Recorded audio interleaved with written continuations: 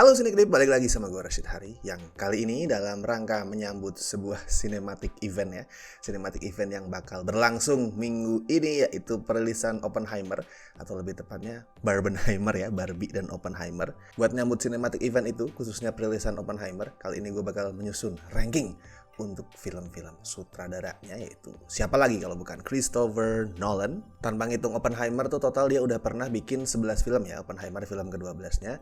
Dan semua bakal gue ranking kali ini, gue susun berdasarkan yang paling bawah sampai yang paling atas, yang paling lemah sampai yang paling bagus. Dan gue tahu ini adalah proses ngebikin ranking yang agak beresiko ya, soalnya Nolan itu salah satu sutradara yang didewakan banget sama fansnya, dianggap sebagai the best, seorang dewa sinema gitu. Bahkan sampai kalau gue ngasih review mix ya, gue inget banget, bukan negatif tuh, mix tuh masih positif, itu langsung pasukannya menyerbu.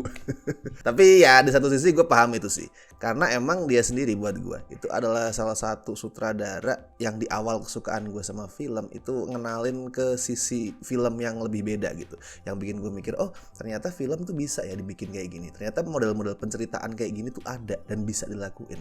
Jadi walaupun kadang tuh gue kesel ya sama die hard fans yang kayak mengagungkan banget, tapi di satu sisi ya gue paham kenapa banyak orang yang kayak nganggep Nolan itu the best. Oke, langsung aja gue mulai ya, karena filmnya tuh gak sedikit, 11 film, jadi akan makan waktu lumayan lama.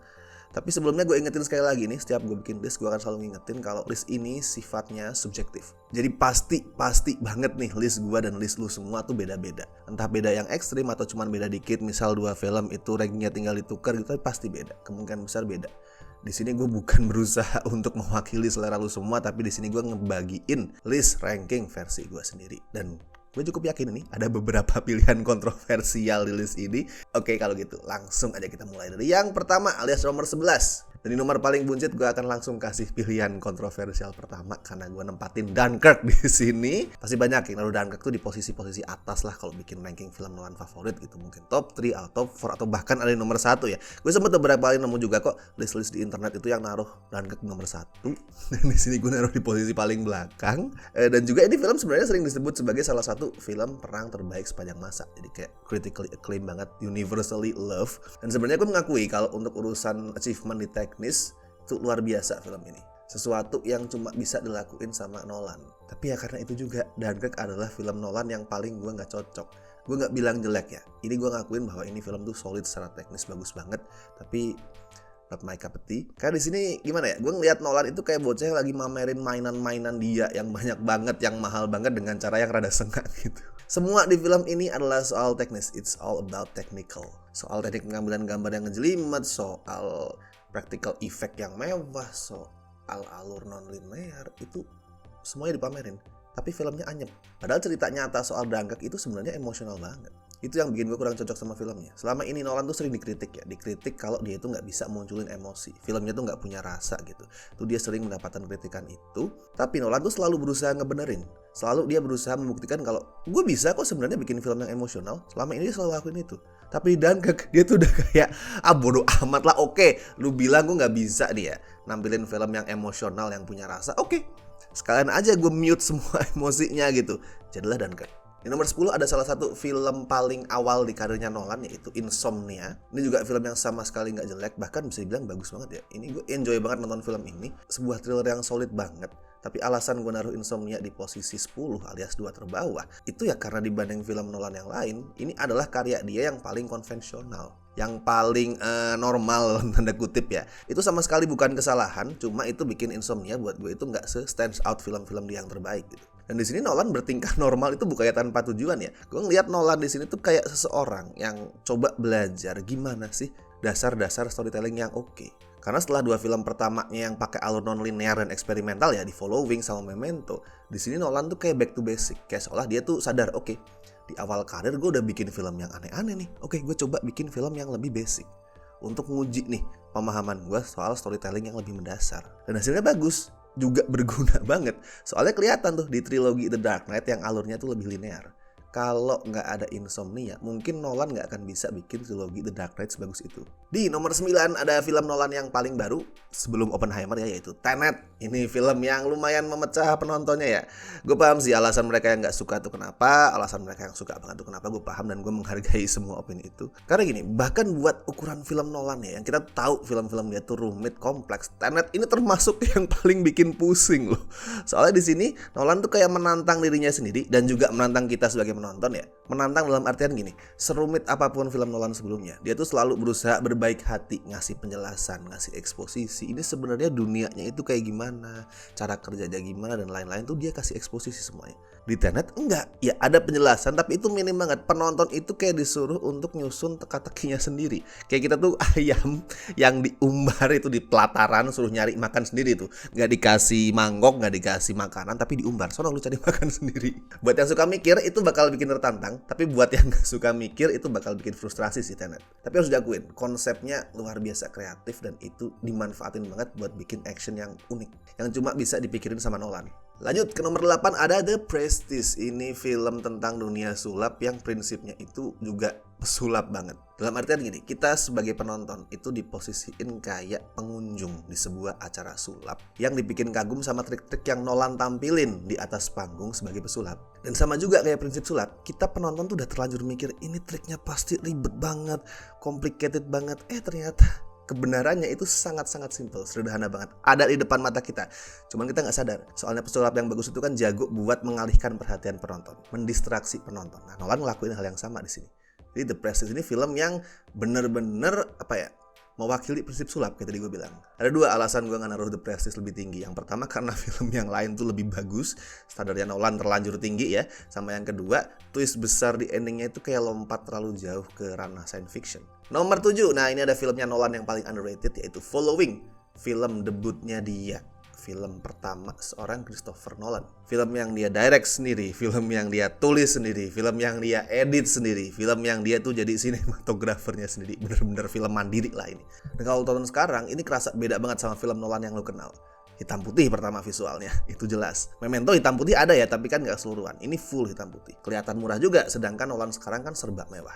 Walaupun kalau lu ngeliat dari cerita itu udah kerasa DNA-nya Nolan yang sekarang tuh udah ada banget di situ. Banyak twist, alurnya non-linear, penuh misteri dan lain-lain. Makanya gue suka banget. Gue tuh selalu kasih apresiasi tinggi sama film yang dibikin oleh sinias yang menolak untuk terkekang sama keterbatasan.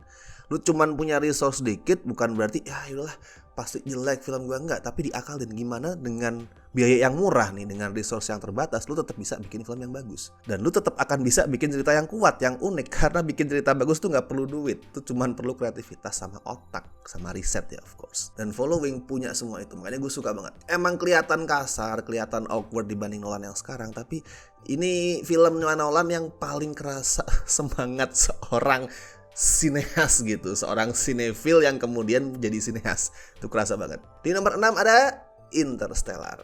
Ya kalau kita ngomongin Interstellar tuh pasti identiknya sama penggambaran perjalanan luar angkasa yang keren banget, terus penerapan ilmu sains yang realistis, terus alurnya kreatif, visualnya super megah dan lain-lain. Tapi kelebihan terbesar Interstellar buat gue adalah akhirnya Nolan bisa ngatasin satu poin yang tadi gue sempat mention juga ya, satu poin yang sering dikritisi tentang film-film dia, yaitu soal rasa. Sampai titik ini Interstellar adalah film Nolan yang paling emosional buat gue, yang paling menyentuh. Dia ngebawa kita penonton tuh ikut ke perjalanan luar angkasa yang jauh banget, menembus black hole, menembus dimensi, ruang dan waktu, cuman buat nampilin cerita soal hubungan ayah anak. Itu menyentuh, romantis. Masuk ke top 5, akhirnya kita sampai di trilogi The Dark Knight. Di nomor 5 gue kasih Batman Begins. Walaupun gue taruh di posisi terbawah ya di antara triloginya, tapi urusan nampilin cerita Batman yang realistis buat gue tuh Batman Begins yang paling sukses, yang paling oke di antara triloginya. Ceritanya humanis, penokohannya kuat, terus cara dia bercerita juga berani. Soalnya seingat gue tuh hampir setengah durasi itu kita nggak ngeliat Batman. Gue lupa pastinya berapa menit, tapi itu lama banget. Di awal tuh kita nggak ngeliat Batman. Yang kita lihat adalah Bruce Wayne yang lagi ngelakuin perjalanan mencari jati diri sambil latihan. Dan itu bikin ceritanya humanis banget. Dan lanjut ke nomor 4, ada sequelnya yaitu The Dark Knight. Ini gue gak usah bahas panjang lebar lah ya. Lu semua udah bertahu ini film kerennya kayak gimana, actionnya seseru apa, actingnya Heath Ledger itu se-masterpiece apa. Ini semua bertahu pasti. Ini film yang influential banget. Saking influentialnya ya, kegagalan film ini dapat nominasi Best Picture itu bikin Oscar ngubah aturan soal jumlah nominasi di Best Picture. Makanya gue yakin bakal banyak yang protes pada saat tahu gue naruh The Dark Knight di nomor 4, yang bakal ngebawa kita ke keputusan kontroversial gue yang selanjutnya, yaitu naruh The Dark Knight Rises di posisi ketiga di top 3 di atas The Dark Knight, di posisi teratas trilogi The Dark Knight itu. Oke, gue tahu kalau ini bakal banyak yang gak setuju. Mungkin mayoritas orang gak setuju. Dan jangan salah, gue sendiri sadar kalau secara penceritaan The Dark Knight itu jauh lebih solid daripada The Dark Knight Rises. Tapi di sini kan tujuan gue adalah nyusun list berdasarkan kesukaan gue tuh. Gue mengakui The Dark Knight itu secara penceritaan filmnya lebih solid, tapi gue lebih suka The Dark Knight Rises. Sedikit sih, sedikit banget. Jaraknya itu tipis banget, tapi ya secara personal gue lebih mencintai The Dark Knight Rises. Banyak orang yang gak suka film ini karena nganggep The Dark Knight Rises ngerusak kesan realistis dari The Dark Knight. Tapi come on, The Dark Knight itu juga gak serealistis itu. Kalau Batman Begins ya mungkin lumayan realistis ya, tapi The Dark Knight gak serealistis itu, men. Ada orang kena bom, mukanya itu hancur dan dia masih hidup, masih sehat, jadi Two-Face, itu gak realistis. Jadi kalau pernyataan lu adalah The Dark Knight realistis, Dark Knight Rises enggak, gimana bisa Bruce Wayne itu posisi luka, manjat terus balik ke Gotham, sama-sama gak realistis filmnya. Gak realistis dengan caranya masing-masing. Dan gue cinta banget sama The Dark Knight Rises karena di sini Nolan sama sekali gak nahan diri buat nampilin tontonan yang epic. Lu dengerin lagi musiknya Hans Zimmer itu bikin jantung gue tuh kayak mau copot.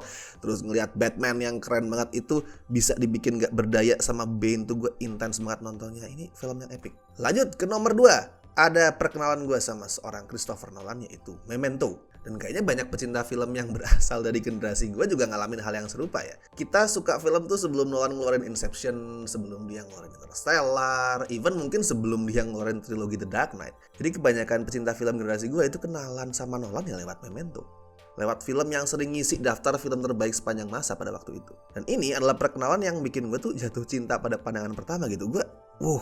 Nolan emang bukan yang pertama nerapin teknik penceritaan non-linear. Bukan yang pertama, jauh dari itu. Tapi dia salah satu yang paling berhasil, yang paling cerdik nerapin teknik penceritaan non-linear. Tuh gue masih ingat banget gimana ini otak gue nih mau meledak tuh pas twistnya keluar. Terus kemudian gue sadar, oh maksudnya ini toh. Kenapa dia pakai non-linear tuh karena ini.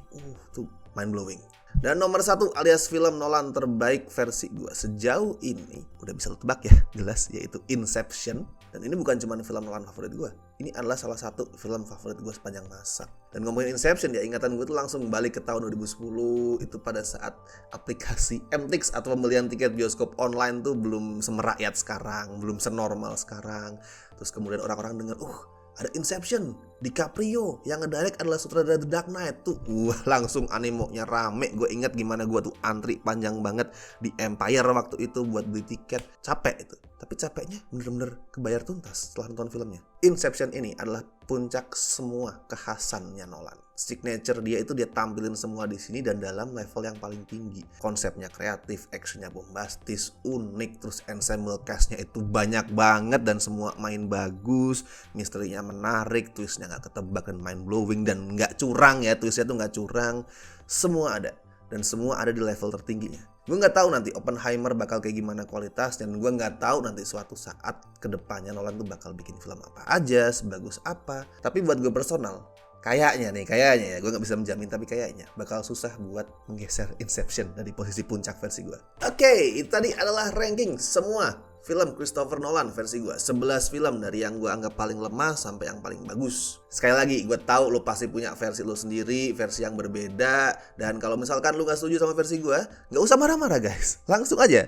share versi lo di kolom komentar nih. Bagiin kira-kira gimana tuh ranking versi lo untuk film-filmnya Nolan. Silahkan, bebas, gak usah berantem ya. Oke, dan seperti biasa gue ingetin, jangan lupa like video ini, subscribe Cinecrip, dan misalkan lo pengen ngebantu kami dengan kasih donasi seikhlasnya, as always bisa klik tombol super thanks di bawah. So, gue Rashid Hari, sampai ketemu di video-video berikutnya.